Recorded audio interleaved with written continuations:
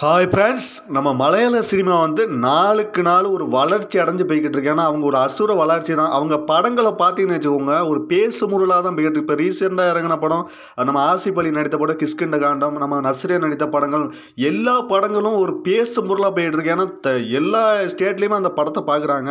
ஏன்னா மலையாள சினிமா வந்து ஒரு நுனிக்காக போய்கிட்டு இருக்கு ஃப்ரெண்ட்ஸ். அது இல்லாமல் ஒரு ஹாலிவுட்டுக்கு அடுத்து அதுக்கடுத்த இண்டஸ்ட்ரின்னு பார்த்தீங்கன்னா மலையாள சினிமா வந்து பயங்கர ஒரு ஒரு கண்டென்ட் ரீதியாக அவங்க வந்து ஒரு சினிமாவை கொடுத்துக்கிட்டு இருக்காங்க. ஏன்னா இங்கே நம்ம தமிழ் சினிமா மாதிரி அவங்களுக்கு வந்து ஸ்டார் வேல்யூவான படம் கிடையாது. ஏன்னா அவங்களுக்கு வந்து கண்டென்ட் தான் அவங்களுக்கு முக்கியமான கதாநாயகனே. ஏன்னா அவங்க படங்கள் இப்போ ரீசெண்டாக இறங்கின படங்கள் பார்த்தீங்கன்னா பிரேமலு, மஞ்சுமல் பாய்ஸ், ஆவேசம் எல்லாமே 100 கோர்ஸ் சரியான வெற்றியை நோக்கி போய்கிட்டு இருக்காங்க. மலையாள சினிமா ஒரு அண்டர் டாக்னு சொல்லலாம். அண்டர் டாக் மாதிரி இப்போ வளர்ந்துக்கிட்டு இருக்காங்க. ஏன்னா மாலிவுட் சினிமா வந்து ஏன்னா பயங்கர ஒரு பேசு முறையில் போய்கிட்டு இருக்கு ஃப்ரெண்ட்ஸ். அது இல்லாமல் இப்போ ஆவேசம்லாம் வந்து சரியான வெற்றி. ஆவேசம், மஞ்சுமல் பாய்ஸ்லாம் அவங்களுக்கு வந்து ஒரு இண்டஸ்ட்ரி ஃபிலிம்ஸ். ஏன்னா ஒரு தமிழ்நாட்டிலே அந்த படத்தை வந்து பயங்கரமாக ஒரு தூக்கி வச்சு கொண்டாடினாங்க அந்த படத்தை. ஏன்னா இப்போ அதுக்கெல்லாம் ஒரு முன்னோடியான ஒரு படங்கள்னு பார்த்தீங்கன்னா 2015 ரிலீஸ் ஆன படம் தான் பிரேமம் படம் தான் அவங்களுக்கு வந்து ஒரு முன்னோடியான ஒரு படம். ஏன்னா அந்த தாடியெல்லாம் ஒரு ட்ரெண்டிங் வந்த காரணமே பிரேமம் தான். அந்த படத்தில் தான் ஒரு தாடியெல்லாம் வச்சு இந்த காலேஜில் வந்து தாடியெல்லாம் வச்சாதான் கெத்து அப்படின்னு ஒரு ட்ரெண்ட் செட்டிங்கே கொண்டு வந்தது நம்ம நிவின் பாலி அவர்கள் தான். அந்த காலகட்டத்திலே கொண்டு வந்துட்டார். ஏன்னா இதுக்கு விதை போட்டதே அவர் தான். ஏன்னா அந்த பிரேமம்னு ஒரு படம் வந்த வாட்டி தான் இப்படி ஒரு மலையாள சினிமா இருக்குது அப்படின்னு எல்லாத்துக்குமே தெரிய வருது.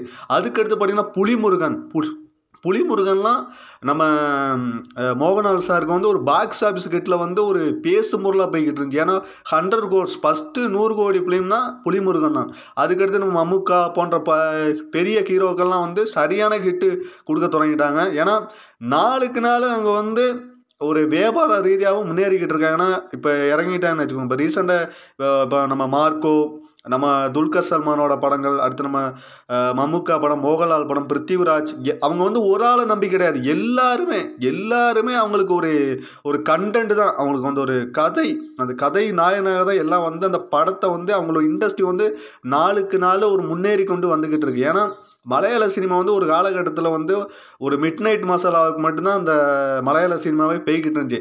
இப்போ பார்த்தீங்கன்னா அசுர வளர்ச்சி தான் மலையாள சினிமா. ஏன்னா மலையாள சினிமாவே ஒரு உலகமே திரும்பி பார்க்குறாங்க. மலையாள சினிமா இப்படிப்பட்ட கண்டென்ட்டுகள்லாம் கொடுக்குறாங்களே. ஏன்னா உள்ளே மலையாள சினிமாவில் தான் மலையாளத்தில் தான் கேரளாவில் எடுத்துக்கிட்டிங்கன்னா 14 டிஸ்ட்ரிக் தான் இருக்குது. 14 டிஸ்ட்ரிக்டில் வந்து தியேட்டர்லாம் கம்மி தான். ஏன்னா மேக்ஸிமம் இங்கே ஒரு 500 தேட்டர் 400 தேட்டர் தான் இருக்கும்.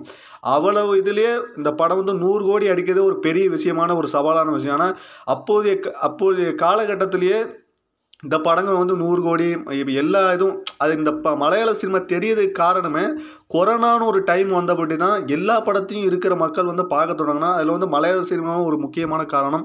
மலையாள சினிமா இப்படிப்பட்ட படங்களும் எடுக்கிறாங்களே அப்படின்னு எல்லா ஆடியன்ஸ் ரசனையும் மாறி இப்போ மலையாள சினிமாவே ஒரு எல்லாத்துக்கும் ஒரு ஃபேன்ஸ் ஆகிட்டாங்க. இப்போ மலையாள சினிமா எப்பண்டா ரிலீஸ் ஆகும் அப்படின்னு ஒரு ஃபேன்ஸை உருவாக்கிட்டாங்க. ஏன்னா இப்போ மின்னல் முரளியாக இருக்கட்டும், எல்லா படங்களும் இப்போ 2018 படங்கள் அதெல்லாம் ஒரு சரியான பிளாக் பஸ்ட் கிட்ட. ஏன்னா ஒரு பயங்கரமான ஒரு கதையை வச்சு தாங்க. அங்கே வந்து ஸ்டார் வேல்யூக்கான பவர்லாம் கிடையாதுங்க. கதை இருந்தால் அந்த படம் ஓடும். ஏன்னா எல்லாமே லைவ் லொக்கேஷன் தான். மலையாள சினிமா எடுத்துக்கிட்டிங்கன்னா எல்லாமே லைவ் லொக்கேஷனில் தான் எடுப்பாங்க.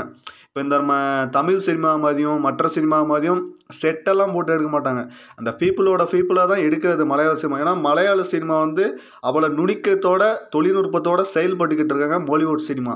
நம்ம பிருத்திவிராஜ் அவர்கள் வந்து ஆடு ஜீவிதம் நடித்த படங்கள்லாம் பார்த்தீங்கன்னா அதில் வந்து மனுஷன் வந்து உயிரை கொடுத்து நடிச்சிருப்பார். அது வந்து ஒரு யதார்த்த நடிப்பு. ஏன்னா ஒரு அன்டோல்டு ஸ்டோரி எடுக்கிறாங்க. ஆனால் அதில் வந்து மனுஷன் வந்து நடிப்பை பார்த்தீங்கன்னா அந்த ஒரு சீனை பார்த்தீங்கன்னா ஒரு சட்டை ஃபேண்டெல்லாம் கலத்தி போட்டு வந்திருப்பார்.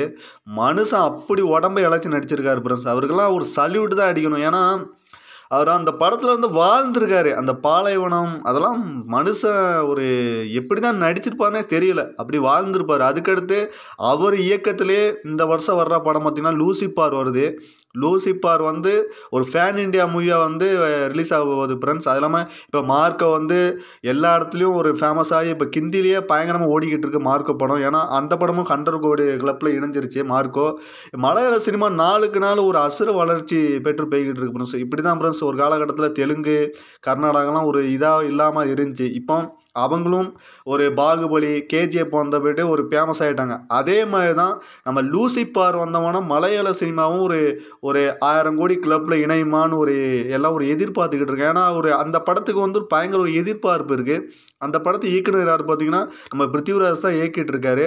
அந்த படம் இப்போ இந்த மாதத்துலேயே அடுத்த மாதம் ரிலீஸ் ஆக போகுது ஃப்ரெண்ட்ஸ். நீங்கள் கிருதயம் படம்லாம் பார்த்தீங்கன்னு வச்சுக்கோங்க, அது ஒரு பேசும் பொருளான படம் தான். ஏன்னா ஒரு காலேஜ் லைஃப்பில் வந்து ஒரு மனுஷன் வந்து லவ்வு எல்லாமே பண்ணிவிட்டு எல்லா அட்டூழியமும் பண்ணிவிட்டு அந்த படம் வந்து ஒரு எப்படின்னா ஒரு காலேஜ் லைஃப்பை வாழ்ந்துருப்பார். அந்த படத்தில் மோகன்லால் மகன் தான் நடிச்சிருப்பார். அந்த கிருதயம் படம் பார்க்கணும்னா ஒரு ஒரு ஃபீல் குட் மூவி தாங்க. ஏன்னா ஒரு கிருதயம் வந்து அது ஒரு எப்படின்னா ஒரு பிரேமம் கடுத்து ஒரு கிருதயம் ஒரு காலேஜ் லைஃப்னா இப்படி தான் இருக்கும். ஒரு பயங்கரமாக இருக்குங்க அந்த படம் பார்க்கும் போலே ஒரு நம்ம எப்படி காலேஜில் வாழ்ந்திருப்போம் அந்த ஒரு காலேஜ் பருவத்துக்கு கொண்டு போன படம் தான் கிருதயம். ஏன்னா கிருதயம்லாம் ஒரு பயங்கரமான படம் ஃப்ரெண்ட்ஸ். அது இல்லாமல் ஒரு கண்ணூர் ஸ்குவாடாக இருக்கட்டும், நம்ம ஆவேசத்தெல்லாம் நம்ம பகத் பாசில் வந்து பூந்து அடித்து விளையாடி இருப்பார். ஏன்னா ஆவேசம் வந்து ஒரு சிம்பிளான ஸ்டோரி தான். அந்த பசங்களை வந்து தொந்தரவு பண்ணுவாங்க அந்த காலேஜ் ஸ்டூடெண்ட்ஸு. அதுக்கு வந்து ஹெல்ப் கேட் போவாங்க நம்ம பகத் பாசில் அவர்கள்ட்ட. அதை வச்சு ஒரு ஸ்டோரி ஃபில் பண்ணி ஒரு பயங்கரமாக அதில் ஒரு மாஸ் எலிமெண்ட் வச்சு ஒரு படத்தை வந்து ஒரு சரவடியாக கொண்டு போயிருப்பார் அந்த டேரக்டரு. ஏன்னா ஆவேசம் வந்தெல்லாம் ஒரு சரியான படங்க. ஏன்னா அந்த 2024 அந்த ஃபஸ்ட் ஹாஃப் ஃபுல்லாக மலையாள சினிமா கண்ட்ரோல் தான். ஏன்னா மலையாள சினிமா வந்து பூந்து அடிச்சிட்டானுங்க. எல்லா இடத்துலையும் மலையாள சினிமா பற்றி தான் ஒரு பேசும். ஏன்னா மலையாள சினிமாவே ஒரு பயங்கர ஒரு பேசும் பொருளாக எல்லாரும் எழுதி வச்சிட்டாங்க. நாளுக்கு நாள் மலையாள சினிமாவின் வளர்ச்சி வந்து அதிகமாக போய்கிட்டு இருக்கு. அது இல்லாமல் பாக்ஸ் ஆஃபீஸ் இருக்காலையும் அவங்க வந்து ஒரு சம்பவம் பண்ணிக்கிட்டு இருக்காங்க. அவங்க எல்லா இடத்துலையும் இப்போ வந்து ஒரு பாக்ஸ் ஆஃபீஸ் வந்து செட் பண்ணிட்டு வந்துக்கிட்டு இருக்காங்க. ஏன்னா மலையாளத்தில் மட்டும் அவங்க பாக்ஸ் ஆஃபீஸ் செட் பண்ணலாம். தமிழ்நாடு, நம்ம ஆந்திரா, கர்நாடகா போன்ற மாநிலத்துலேயும் அவங்க வந்து பாக்ஸ் ஆஃபீஸ் ரெக்கார்டு செஞ்சுக்கிட்டு இருக்காங்க. அதுக்கு முக்கிய காரணமே மஞ்சுமல் பாய்ஸ் தான். மஞ்சுமல் பாய்ஸ் வந்து சரியான வசூல் வேட்டை.